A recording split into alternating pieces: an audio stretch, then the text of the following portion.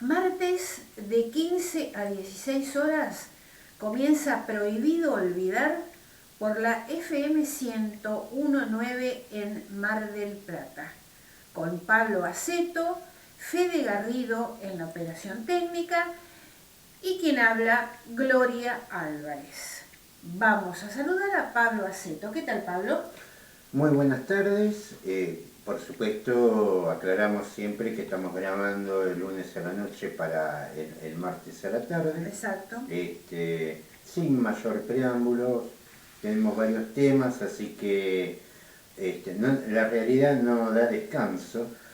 Así que le metemos con las cosas. Bueno. Pasaron cosas, sí. diría Macri. Bueno, vamos a comenzar entonces con la columna de Alberto Cortés. Se llama El bloqueo a Cuba y el avión venezolano. Después las noticias. No hay paro de transporte, refuerzo alimentario de 45.000 pesos y Abdo dice que Paraguay no quiere sumar militares de Estados Unidos a la hidrovía. La columna de Pablo Aceto se llama Cerco sobre el litio. Muy bien, de esto se trata el programa de hoy. Y si tenemos la columna de Cortés, la escuchamos, Pablo. ¿Cómo no? Los próximos 2 y 3 de noviembre se presentará ante la Asamblea General de las Naciones Unidas una nueva moción de rechazo al bloqueo norteamericano a Cuba. Iniciativas similares han sido aprobadas en 29 sesiones anteriores de la Asamblea General, la última vez por 184 votos a favor, 2 en contra, Estados Unidos e Israel, y 5 abstenciones. Lo que se vota en esa Asamblea tiene solo el significado de una posición moral y política, pero no obliga a ningún país a nada. Las Naciones Unidas tienen una estructura muy poco democrática, donde organismos que representan a casi toda la humanidad, como no tienen poder de decisión real, y en cambio sí lo tiene el Consejo de Seguridad, en el que los 5 miembros permanentes, Estados Unidos, Gran Bretaña, Francia, Rusia y China, tienen poder de veto. En este ámbito, Estados Unidos ha vetado reiteradas veces proyectos que condenaban violaciones de derechos humanos o de soberanía de otros países por parte de Israel, y otras veces los ha dejado correr, pero asegurándose de que nadie osara poner esas resoluciones en práctica. Por el contrario, cuando las resoluciones coincidían con el interés norteamericano, se han apresurado a ejecutarlas y frecuentemente se han extralimitado en esa ejecución. La explicación más clara de las motivaciones y objetivos del bloqueo a Cuba, así como también de innumerables acciones de sabotaje, actos terroristas, los más de 600 intentos de asesinato de Fidel Castro, en general por la CIA y a veces en alianzas con la mafia, la introducción de armas de guerra biológica, etc., se desprende del memorándum de abril de 1960 del vicesecretario de Estado asistente para los asuntos interamericanos de los Estados Unidos, Lester Mallory, que decía: la mayoría de los cubanos apoyan a Castro. El único modo previsible de restarle apoyo interno es mediante el desencanto y la insatisfacción que surjan del malestar económico y las dificultades materiales. Hay que emplear rápidamente todos los medios posibles para debilitar la vida económica de Cuba. Una línea de acción que, siendo lo más habilidosa y discreta posible, logre los mayores avances en la privación a Cuba de dineros y suministros, para reducirle sus recursos financieros y los salarios reales, provocar hambre, desesperación y el derrocamiento del gobierno. A raíz de esta próxima presentación en la ONU, el gobierno cubano presentó un informe y el canciller Bruno Rodríguez Parrilla ofreció una conferencia de prensa en la que dio detalles del bloqueo y cuantificaciones del daño que produce, así como también reconoció y agradeció excepciones humanitarias en muy contados y acotados casos de estas conductas en los gobiernos estadounidenses desde 1960. Se debe tener en cuenta también el contexto actual marcado por el paso del huracán Ian, los efectos de la pandemia, a partir de haber afectado especialmente al turismo, han golpeado una de las principales columnas económicas de la isla desde los 90, Los efectos de la guerra de Ucrania, pero principalmente las mal llamadas sanciones contra Rusia, que han provocado una importantísima crisis energética y agudizado las alimentarias mundiales de un mundo que está entrando al más en recesión.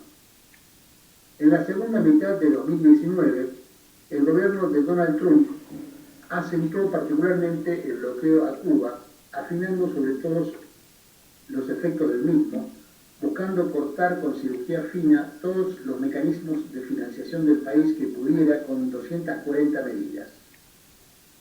El posterior gobierno demócrata de Biden no ha modificado mayormente esto, contrastando así con el último periodo de Obama, cuando ya no tenía chance de reelección, que con una serie de medidas, las que estaban dentro de sus facultades como presidente y no necesitaban pasar por el Congreso, reconoció el completo fracaso de la política del bloqueo y lo flexibilizó. El costo del bloqueo para la economía cubana desde la llegada de Biden se estima en 15 millones de dólares al día y el acumulado durante 60 años 154.217 millones, que actualizados según el valor del oro se elevan a 1.391.111 millones. En otro orden, el canciller cubano apuntó que la inclusión de Cuba en la lista de países patrocinadores del terrorismo es financieramente letal, entre otras razones porque se refleja en las transacciones financieras, en el envío de remesas, eleva gravemente el riesgo país, por lo que se debe pagar entre un tercio o el doble más por las mercancías. Cabe recordar que esta absurda inclusión de Cuba en la lista de países patrocinadores del terrorismo es hecha por parte del país que protegió a los autores intelectuales de la colocación, en 1976, de una bomba en un avión de cubana de aviación, asesinando a 73 personas, incluido el equipo nacional juvenil de esgrima, y que mantuvo presos durante años a quienes denunciaron ante las propias autoridades estadounidenses a grupos terroristas que planeaban nuevos atentados. Obama había retrotraído este absurdo, pero luego Trump la volvió a colocar. Y uno de sus principales argumentos es la negativa de Cuba a extraditar a los negociadores del ELN colombiano, que llegaron allí para negociar con el gobierno de Colombia un acuerdo de paz, como el otro que ya se había logrado anteriormente, también con la mediación de Cuba y de Noruega, con las FARC. Es obvia la pérdida completa de la confiabilidad de Cuba como mediador en conflictos a futuro que habría si hiciera la locura de extraditar a quienes llegan a la isla para participar en negociaciones de paz, extradición que pretendía el impresentable ex subpresidente de Colombia, Iván Duque. Algunos datos sobre las afectaciones del bloqueo de Estados Unidos a Cuba, referidos por el canciller cubano, apuntan a que aunque Cuba es capaz de producir más del 60% de su cuadro básico de medicamentos, estos niveles no se han podido garantizar durante meses debido al impacto del bloqueo en la capacidad de pago del país, la imposibilidad de acceder a tecnologías médicas con más de un 10% de componentes estadounidenses. Pero también inciden las mal llamadas sanciones en otras cuestiones claves, como el mantenimiento del sistema eléctrico. Impiden a cualquier ciudadano cubano abrir cuentas bancarias en cualquier país, dado que estas leyes estadounidenses son extraterritoriales, en violación flagrante de las normas del derecho internacional. Pero en general tienen el efecto de atemorizar a empresas, bancos, etc., los que temen caer en las represalias norteamericanas si se relacionan con Cuba o con ciudadanos cubanos. Por su declarado propósito y el andamiaje político, legal y administrativo en el que se sustenta, el bloqueo califica como un acto de genocidio, en virtud de la Convención para la Prevención del Delito de Genocidio de 1948. Cabe señalar, además, que Estados Unidos mantuvo durante décadas, con variaciones y hasta 2017, la política de otorgar pocas visas a los cubanos que intentaban emigrar legalmente a ese país y en cambio recibía con los brazos abiertos a los que lo hacían en forma ilegal, en especial arriesgando sus vidas para llegar en precarias embarcaciones. Estos, entre comillas, refugiados, fueron históricamente objeto de grandes campañas propagandísticas sobre los, entre comillas, huyen del comunismo. Los migrantes de otros países caribeños y latinoamericanos, en situaciones similares eran en cambio expulsados sin miramientos. La migración de latinoamericanos a Estados Unidos es, y ha sido históricamente, un fenómeno masivo en todos los países del continente. También es muy común el envío de remesas de dinero de esos emigrantes hacia sus familias en los países de origen, hasta el punto de ser parte importante del PBI de algunos. Pues bien, solo los cubanos han recibido un tratamiento totalmente diferente, con fines de propaganda, y solo las remesas hacia Cuba han sido prohibidas en Estados Unidos como parte de la búsqueda del ahorro financiero de la isla. En los primeros años de la Revolución, la Iglesia Católica, históricamente más ligada a las clases altas cubanas que las evangélicas, y según algunas acusaciones la CIA, desarrollaron la operación Peter Pan. Difundieron falsamente que el gobierno pensaba apropiarse de los menores desde los 5 años. Lograron que miles de padres aterrorizados confiaran en esa iglesia a sus hijos para llevarlos sin acompañantes a los Estados Unidos, donde la mayoría terminaron en orfanatos adoptados por familias estadounidenses, no volvieron a ver a sus familias y algunos fueron abusados, incluso por sacerdotes. En 1999, la derecha exiliada cubana intentó repetir la historia con el niño Elian González. Toda Cuba se puso de pie y lo impidió. El criterio, impulsado por Fidel en los primeros días de la revolución, es que no se deja un solo hombre atrás. Mientras tanto, en Argentina, el juez Villena, quien se dejó presionar por los dirigentes de Juntos por el Cambio, que inventaron toda clase de mentiras para promover un incidente internacional contra Venezuela e Irán, terminó reconociendo que no tenía absolutamente nada contra ninguno de los 19 tripulantes del avión retenido y permitiéndoles abandonar el país, donde estaban demorados desde junio, sin motivo alguno y en violación de sus derechos fundamentales. Se impidió además, con la retención del avión, que el mismo se utilizara para el transporte de insumos médicos críticos como insulina para enfermos venezolanos. El caso mereció grandes titulares y sospechas durante meses en la prensa hegemónica y luego fue olímpicamente ignorado por esa misma prensa cuando quedó definitivamente confirmado lo que se sabía desde un principio. Era un vuelo común y corriente, con tripulaciones comunes y corrientes, como se producen decenas a diario, y no había nada que sospechar. Argentina debe a una Venezuela la entrega de 2 barcos petroleros encargados en 2007 y ya hace tiempo pagados por completo. La UTA y los empresarios del transporte llegaron a un acuerdo y no habrá paro. Bueno, esto se sabe desde el día lunes, tras una reunión en el Ministerio de Trabajo, las partes arribaron a un acuerdo, con lo cual se desactivó la medida de fuerza que era por 72 horas. La UTA logró llegar a un acuerdo paritario con la Federación Argentina de Transportadores por Automotor de Pasajeros, la FATAP, y de esta manera quedó sin efecto el paro de colectivos anunciado por 72 horas. El pedido de la UTA era que sus trabajadores reciban la misma remuneración que los choferes del AMBA.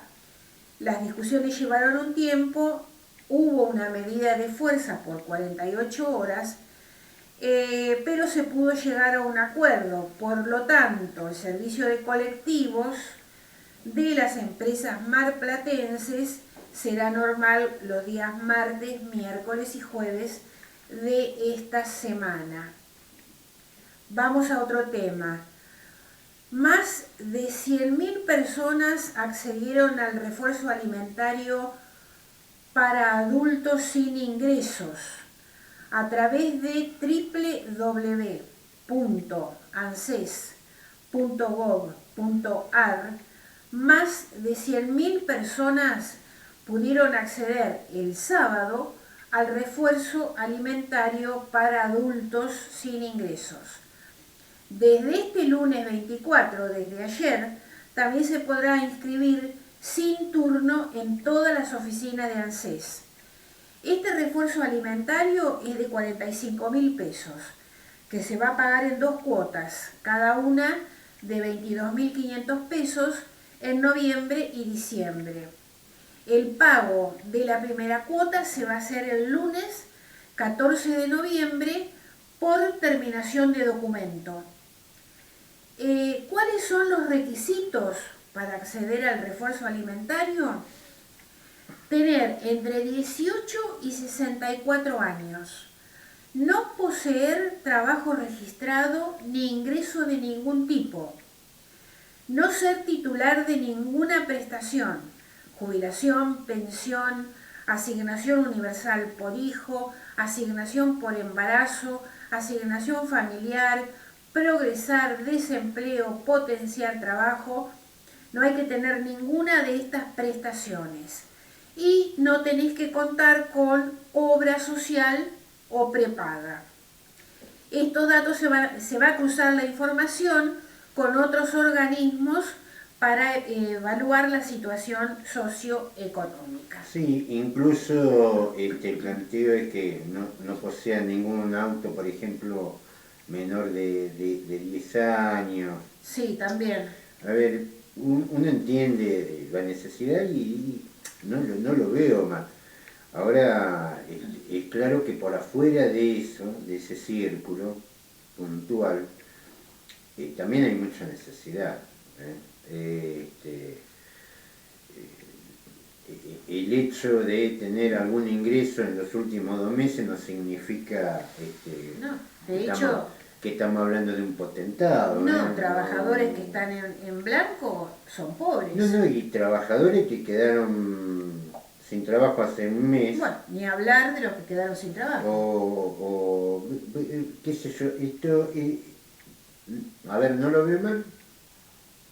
Hay una necesidad que tampoco se va a arreglar con 45.000 pesos en 2 cuotas, pero como que se terminan las respuestas ahí, ¿no? Digamos, es la respuesta que hay. En un país que se supone que está creciendo económicamente. La respuesta sería, Pablo, dar trabajo. La respuesta sería, bueno, un poco vamos a hablar, siempre hablamos de ese tema y nos vamos a referir más, ¿por qué razón se empobreció tanto este país? ¿No?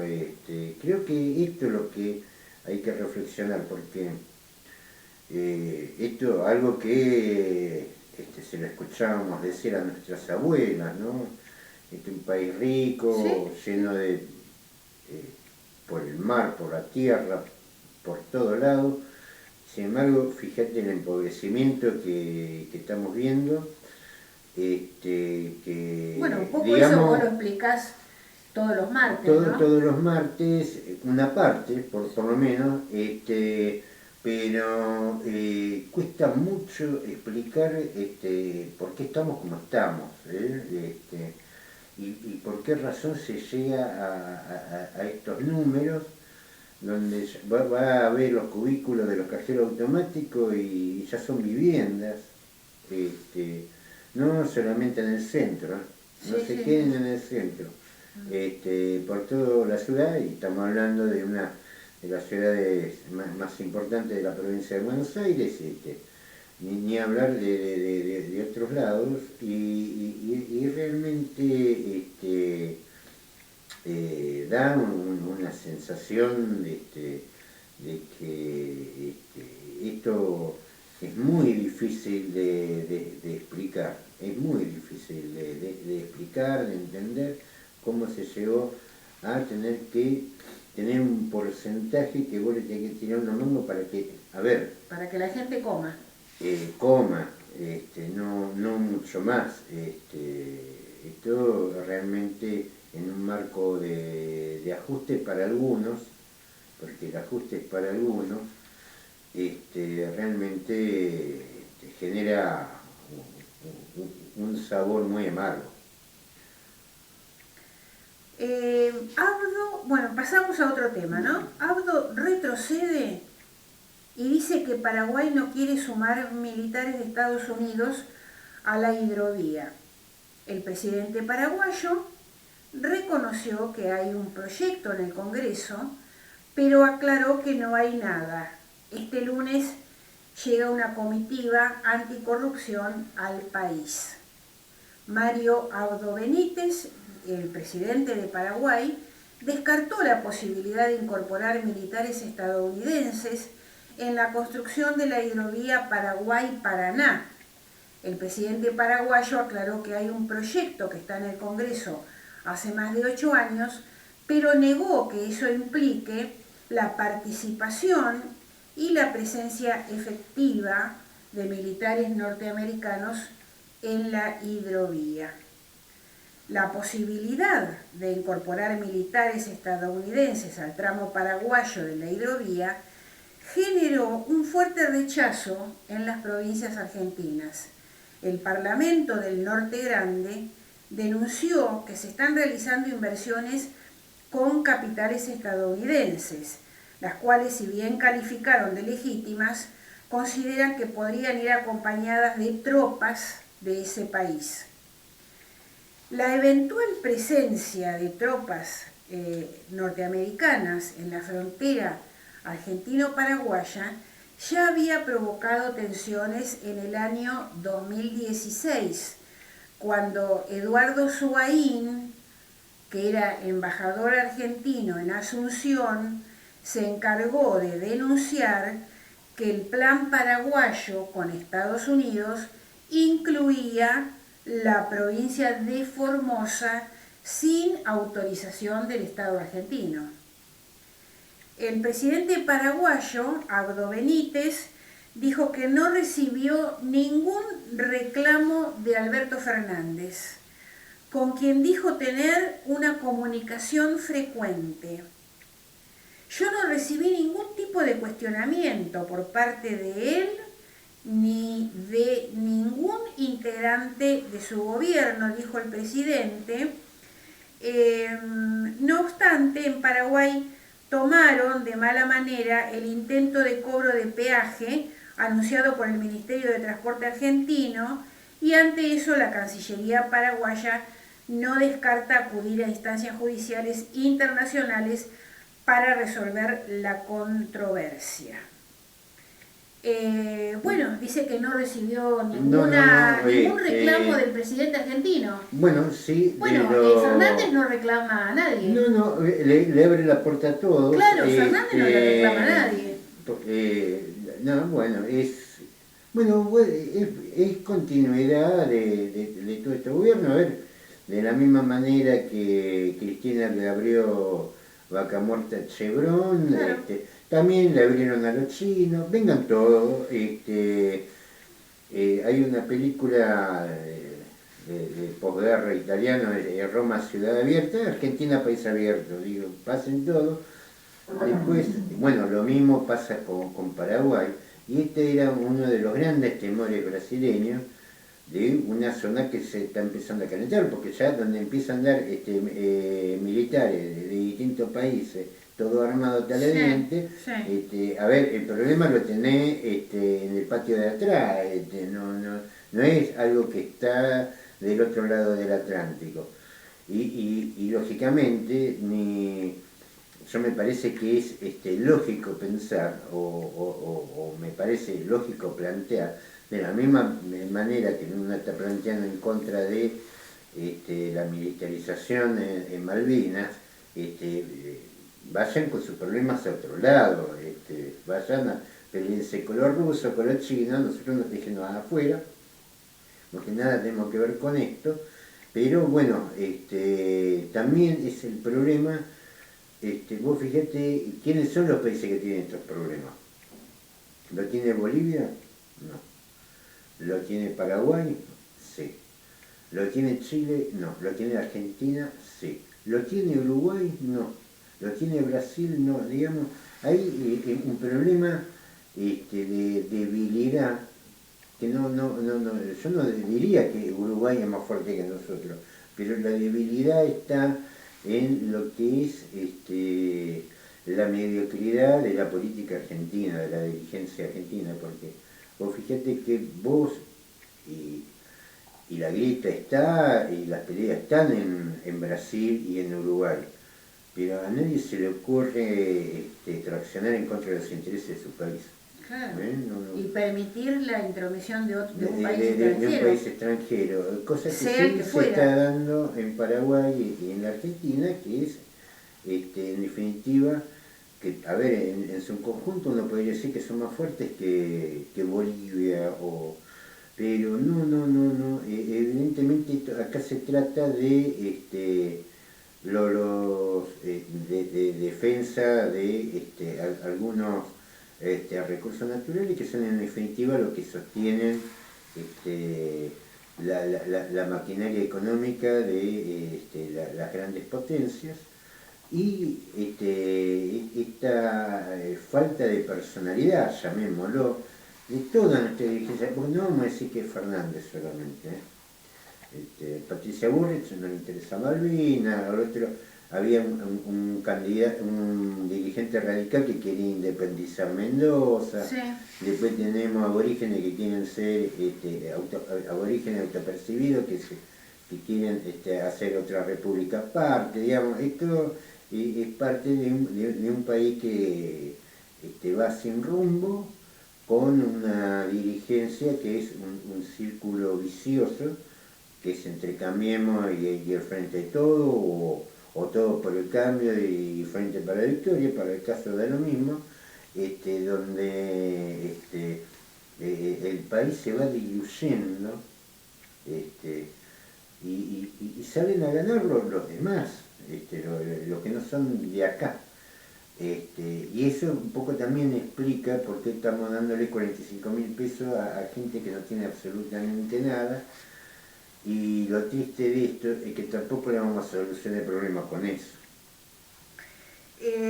Bueno, ya para ir terminando, es la primera vez que el presidente paraguayo Abdo se refiere públicamente a la intención de su gobierno de sumar militares estadounidenses al tramo paraguayo de la hidrovía, como parte de una estrategia para sumar capitales norteamericanos. Estados Unidos además sigue mostrando su intención de reforzar su influencia para evitar un eventual aumento de la presencia de empresas chinas y rusas. Me parece que no van a poder, digamos, va a haber un espacio compartido. En el caso de Brasil, que su punto de salida, salvo de los estados del sur, no es por el Plata, ¿no?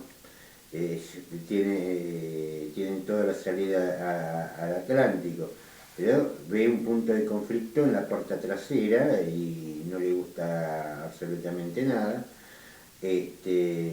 Y la gran influencia china y rusa está a partir de Brasil con el BRICS. Entonces, esto es lo mismo si gana Lula o si gana Bolsonaro. Sí. Porque la política en Brasil está muy institucionalizada y hay cosas que los presidentes manejan y hay cosas que no le dejan que manejen.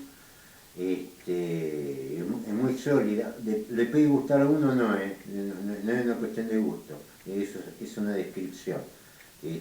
La política en Brasil es muy institucionalizada y un poco también la que está poniendo equilibrio en esta región.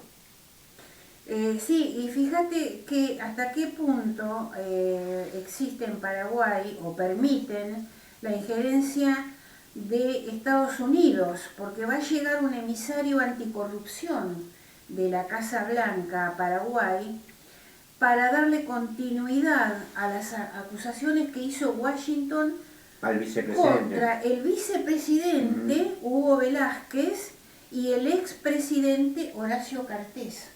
Y sí, eso van a atacar por todos lados. El tema es que la región se mantenga sólida.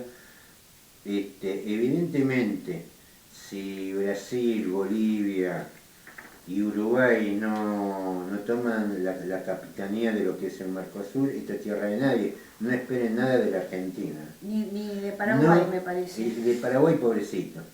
Pero del otro país importante, que es la Argentina, no esperen nada, porque esto, a ver, estamos mal y vamos para peor, más con las conducciones políticas que van de un lado para el otro, que un día somos la puerta de entrada de Rusia y el otro día lo estamos escrachando. Digo, podés estar de acuerdo con una cosa o con la otra, no podés hacer las dos.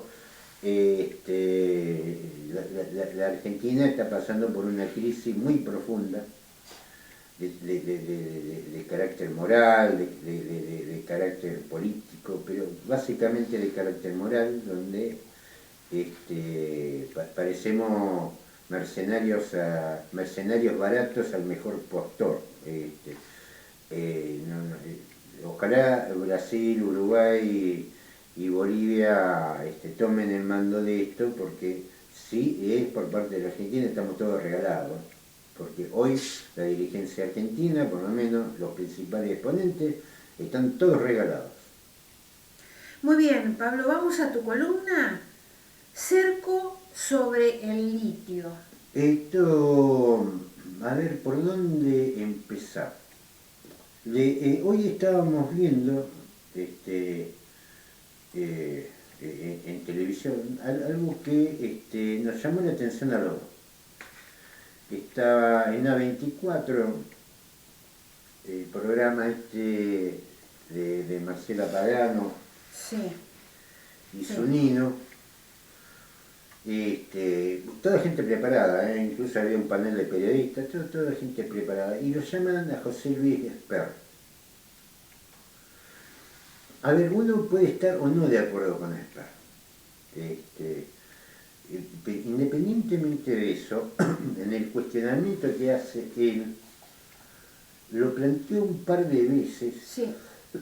esperando de que alguien hiciera una pregunta que nadie le preguntó nada, que son las deudas sobre Camesa. Exactamente.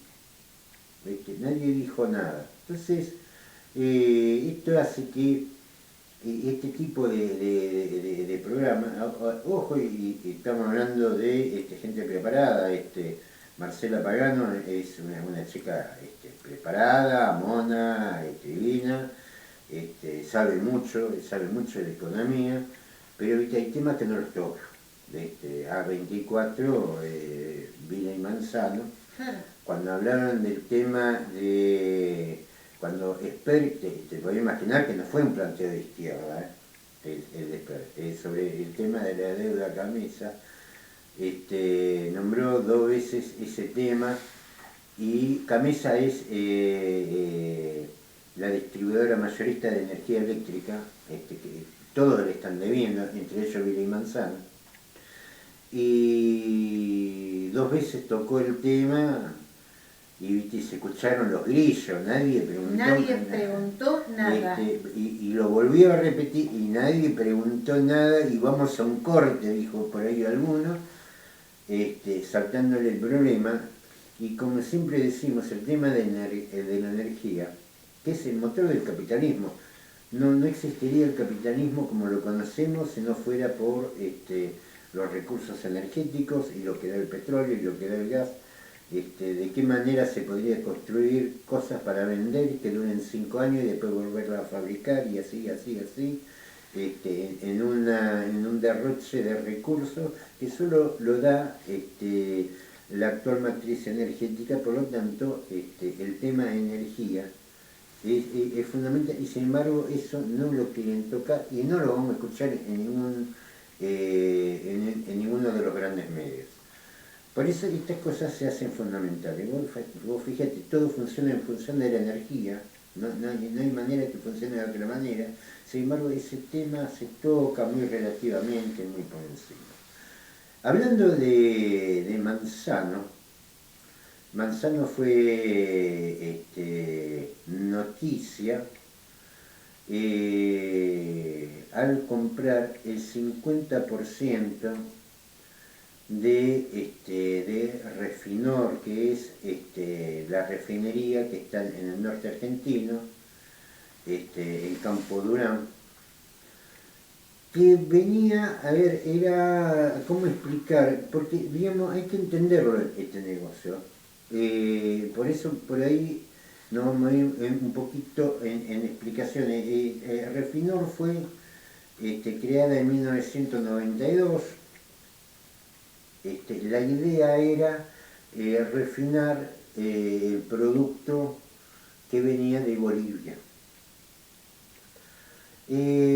Por supuesto, y de acuerdo a la ley de hidrocarburos, que es de la época de Cristina, YPF, ninguna empresa estatal puede explorar o explotar los recursos argentinos.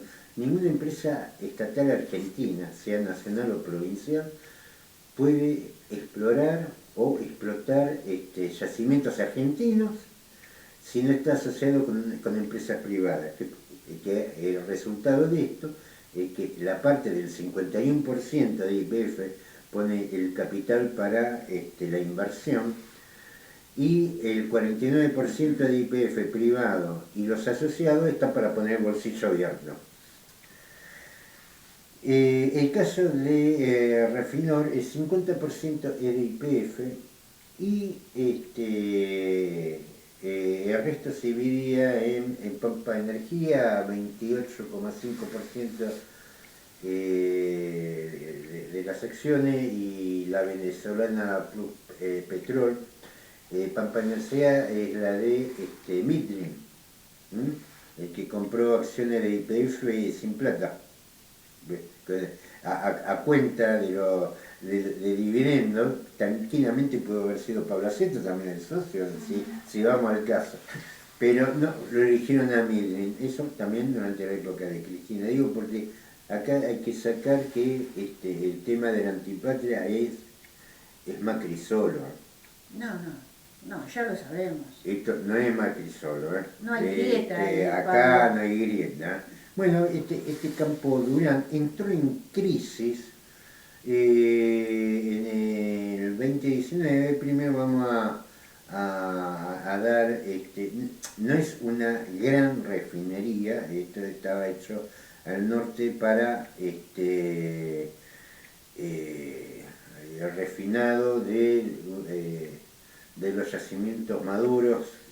Los yacimientos maduros se llaman a los yacimientos que tienen gas y petróleo. Los que tienen gas son yacimientos inmaduros. Algún día vamos a explicar si hay tiempo, por qué se produce una cosa o la otra, que de hecho llegó a un punto de confusión que generó una guerra entre Bolivia y Paraguay por un petróleo que nunca existió. Bueno, esta refinería tiene la capacidad de por día de refinar 4.000 metros cúbicos de crudo y 20,35 millones de metros cúbicos por día de gas. Por supuesto, aparte, el refinado del petróleo produce lo que es el gas licuado de petróleo, que también se comercializaba y que iba por un ducto multipropósito de 1.100 kilómetros, que gran parte de eso lo vimos, lo hablamos en algún momento, porque es del gasoducto del norte, del que se afanaron los caños, que andan los caños por ahí tirados, que un intendente del Frente de Todo la empezó a vender y terminaron algunos caños en la municipalidad de Quilmes, que estaba este muchacho que es cocinero, que es de Cambiemos, que no sabemos cómo terminó en Quilmes, que eran caños sin costura, que son por ahí lo que harían falta para Néstor Kirchner, Claro. Porque incluso lo que compraron para Néstor Kirchner, que los que fueron, que se lo vendió Pablo Roca, son con costura. Estos eran sin costura, eran de mayor calidad, que andan tirados ahí por los montes del norte, más, por supuesto, de los caños que encontraron, viste, que entre todo van a hacer de eso un gasoducto. Sí, sí. Bueno, veremos qué es lo que sale de tanta precariedad. El tema que entra en el 2015, y esta es una información importante, digamos, hay una parte que es información que nos lleva a especular algunas cosas, porque hay algunas cosas que no conocemos. En el 2015, Bolivia, muy bien por Bolivia, comenzó a construir lo que se llamó en el Gran Chaco, su propia refinería, que la llamó Carlos Villegas, que puso en crisis a la refinería de Campo Durán, porque lo dejó sin la materia prima natural, que en definitiva procesaba de los recursos bolivianos. Bolivia empezó a refinar su propia su propio producto para darle valor agregado, bien por los bolivianos, por supuesto.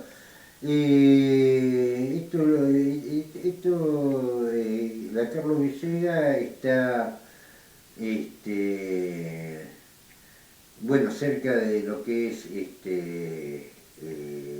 Tartagal. La planta se abrió en el 2015, procesamiento de gas Gran Chaco, que lógicamente redujo drásticamente el suministro de este recurso para que sea procesado por Refinor. ¿Qué es lo que ha sucedido y cuál fue la noticia? Digo, hay que tener en cuenta primero esto. Era una refinería que procesaba los recursos que venían, los recursos en bruto de gas y petróleo que venía de Bolivia. No hacía otra cosa. Esta semana fue noticia, y seguimos con información antes de llegar a la especulación, si se me permite. Manzano compra la parte de Midley y de Plus Petrol y se queda junto con YPF, es mitad y mitad dueño de Refinor. ¿Cómo? Primero no se pudo averiguar precio, no se sabe qué es. Le digo, el mismo Manzano que entró en el negocio de litio, ahora tiene la mitad de Refinor, que había entrado en crisis por la falta de recursos naturales para refinar, porque ya lo empezaron a hacer los bolivianos. Compra esto y lo que llama la atención, ¿qué es los fundamentos de esta compra? Primero, ¿de dónde va a sacar el producto para refinar? Estamos hablando de Salta. Sí, sí, sí. ¿De dónde va a salir el crudo, por ejemplo, para refinar? Y va a salir de lo que sobra de vaca muerta, Teresa. ¿Cómo de lo que sobra de vaca? ¿Qué es lo que sobra de vaca muerta? Que va a ser trasladado en camiones, estamos hablando de una distancia de 2.800 kilómetros. Desde Neuquén a Salta. Claro. Lo van a llevar en camiones, por supuesto, lo que van a llevar es lo que sobra de vaca muerta. ¿Qué es esto me hace acordar la inauguración el comienzo de la obra de gasoducto Néstor Kirchner, ¿no? Que lo inauguran con caños que encontraron, viste, todo de distinta medida. Y acá este negocio, donde se va a trasladar por camiones, porque no hay oleoducto ni gasoducto de vaca muerta a Salta, todo lo contrario, va por Chile. La van a llevar 2.800 kilómetros en camión. Por supuesto, ese petróleo que sobra, que no entiendo qué es lo que sobra acá.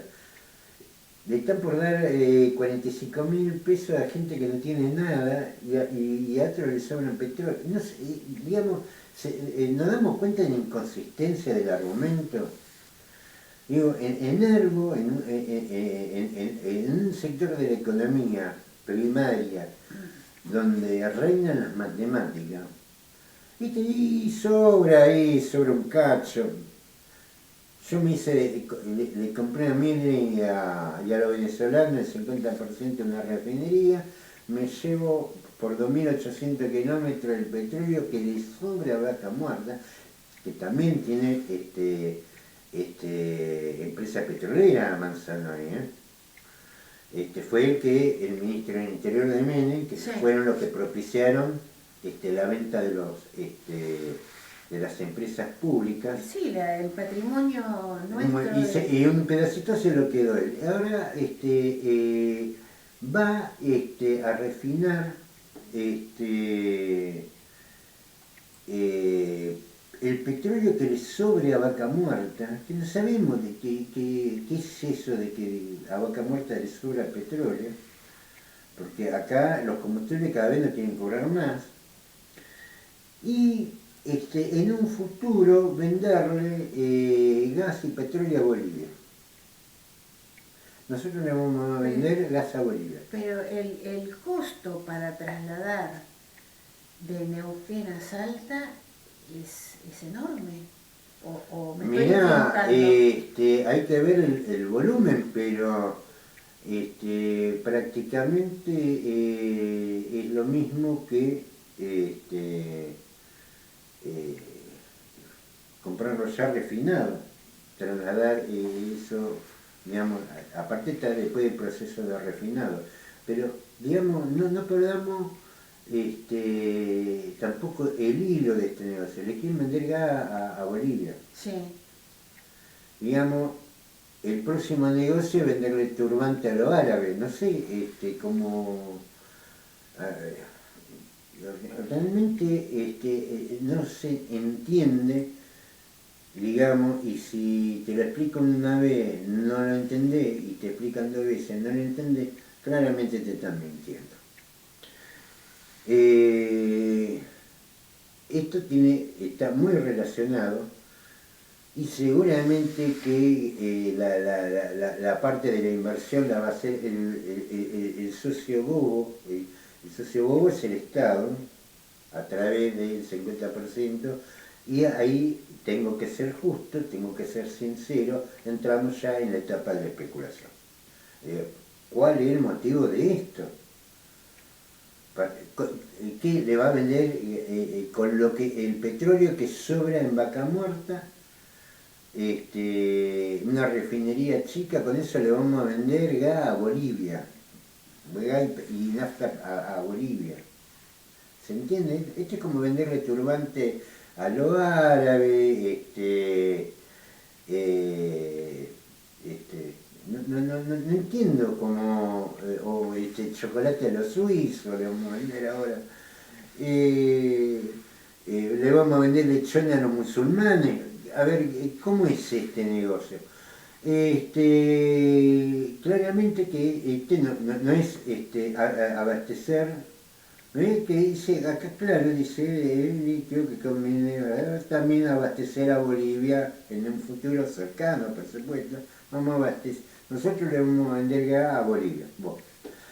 Y claramente que esto no tiene nada que ver con la producción de petróleo o gas, sí, esto tiene que ver con el abastecimiento de, por ejemplo, hay una falta de gasoil para lo que es la producción de litio, donde Manzano está muy metido. Sí.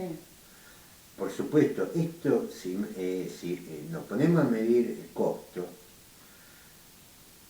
a mí me cuesta creer que Manzano va a asumir no el 100%, ni el 50% del costo, que es trasladar crudo en camión 2.800 kilómetros a una refinería chica para producir gas, gas licuado de petróleo para vendérselo a Bolivia. Evidentemente acá lo que se trata de un abastecimiento a lo que es la explotación de litio. Y claramente se ve, se nota, y los antecedentes acompañan que el costo financiero va a ser de YPF. Pues si no, esto no se entiende. Yo no creo que digamos, hay gente que conoce el negocio, agarran un mapa y se fijan, a ver, las 40 son 2.800 kilómetros, en cambio, claramente esto es inviable, financieramente, nada tiene que ver con el negocio. Estamos acostumbrados a estas cosas, porque Vaca Muerta también es inviable, se sostiene en base a subsidios, la industria offshore también es inviable, se va a sostener con subsidios, y aquello que es inviable lo dejan a un costado porque van ahí donde es inviable, porque están los subsidios del Estado, el Canal Verde, que es donde todos quieren mojar el pancito. Y estas son las cosas que explican la pobreza en Argentina, porque, a ver, le vamos a vender, vamos a trasladar en camión a una refinería que produce 4.000 metros cúbicos de petróleo de crudo al día y 20.000 metros cúbicos por día de gas a Bolivia. Con eso le vamos a decir, ¿cómo le vamos a vender a Bolivia con esto? Evidentemente que no. No se explica, porque no se explica cómo es que van a llevar el petróleo que le sobra a Vaca Muerta. ¿Qué petróleo le sobra a Vaca Muerta? ¿Cómo es eso? ¿Cómo se entiende semejante declaración? ¿Cómo se entiende que se transporte el crudo a una refinería que puede procesar 4.000 metros cúbicos por día de crudo por camión, 2.800 kilómetros? Y entonces uno acá empieza a entender por qué razón le tenemos que dar 45.000 pesos a la gente para que coma. ¿Por qué el empobrecimiento? ¿Por qué el tipo que trabaja sigue siendo pobre? ¿Y por qué el que no consigue trabajo tampoco lo va a conseguir? ¿Y por qué todo es más caro? ¿Por qué todo es más precario? ¿Por qué, por qué el país se deshace, se desfinancia? ¿Por qué tenés que andar por las calles en un carro de asalto porque las calles están destrozadas? ¿Por qué no funciona la educación? ¿Por qué no funciona la justicia? ¿Por qué no funciona nada? Y no funciona por estas cosas. Y esto, nosotros dimos otros ejemplos antes, que eran la de los últimos 10 años de las privatizaciones, lo que se gastó en subsidios directos. Y acá tenemos otro negociado. Otro negociado, esto es un negociado. A mí no me pueden decir, no es serio, incluso ni siquiera se preocupa por mentirte, porque viste, por lo menos elaboraste algo más, con más sentido, qué sé yo, hacé por lo menos el esfuerzo de engañarnos. Por televisión, cuando se habla de la deuda de Camisa, ya vimos, a ver, y a Esper. Imagínate si va uno de nosotros a hablar sobre el tema, directamente apagan el canal. Pero no me pueden decir que a una refinería que quedó parada porque Bolivia empezó a hacer su propio refinado de crudo y producción industrial de gas, le vamos a vender a los bolivianos con el petróleo que nos sobra de Vaca Muerta, que la vamos a trasladar 2.800 kilómetros a una refinería que procesa 4.000 metros cúbicos diarios. Esto es claro que es un negociado. Un negociado que tiene que ver con asegurarse, y esto ya se me ocurre a mí, esto lo vamos a ver con el tiempo, si no estamos equivocando, no, que es cerrar el círculo de lo que es la explotación de litio, con un consumo excesivo de agua, con fondos que no van a ser subsidios directos, sino que van a ser a partir de asumir los costos, porque esto no lo va a pagar Manzana, esto lo va a pagar YPF, esto lo vamos a pagar nosotros. Claro, claro. Con desatino, petróleo que va a sobrar de Vaca Muerta, que vamos a trasladar 2.800 kilómetros a una refinería que procesa 4.000 metros cúbicos diarios. para asegurar el gasoil para la producción de vaca muerta. Digamos, la diferencia la vamos a poner nosotros. Estaba escuchando también hoy sobre toda la discusión que hay sobre aerolíneas. Sí. Y es una discusión disparatada, digamos, lo de Macri uno lo entiende, es lo que es, pero lo que me llama la atención que lo que defienden el tema de la empresa estatal, la actitud que tiene, que es una actitud con tan poco peso teórico, con tan poco fundamento, que lógicamente viene un Macri y también te la pelea. El comienzo de la industria energética nacional vino, ¿sabe justamente por qué? Para crear la Fuerza Aérea Argentina. Porque principios del siglo XX no se podía concebir una Fuerza Aérea argentina dependiendo de la nafta inglesa. Entonces ahí comenzó la idea de la industria energética nacional y por eso gente como Fulch, como Moscone, como el mismo Jorge Newbery, un día tenemos que hablar sobre el tema de Jorge Newbery, plantearon la necesidad del autoabastecimiento de la energía, y todos eran conscientes ya a principios del siglo XX que la Argentina no era un país exportador, pero tenía la capacidad de autoabastecimiento. Y sin embargo, aquellos que plantean mantener la aerolínea de bandera, más allá de que podemos discutir si está bien o mal administrada, esa es otra discusión, pero no se plantean de nacionalizar el combustible de esos aviones, por lo que estamos dependiendo de recursos extranjeros. Entonces, la verdad que la idea de la aerolínea de bandera, si vos tenés el principal recurso para sostener esa bicha en el aire, que es el combustible, lo tenés extranjerizado.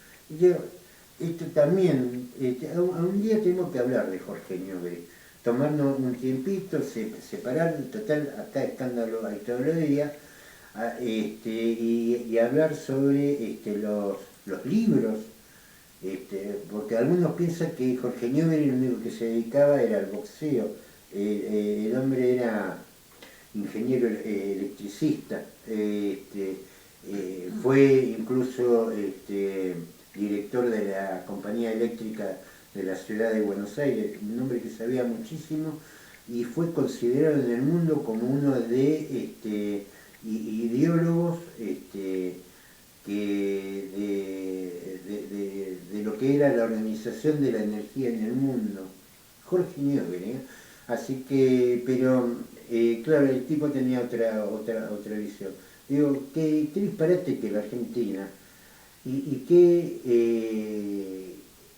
teniendo en cuenta estas cosas que hemos desarrollado hoy en los distintos programas, que no se explica, que el empobrecimiento argentino no es por la falta de recursos naturales, o es por falta de recursos morales.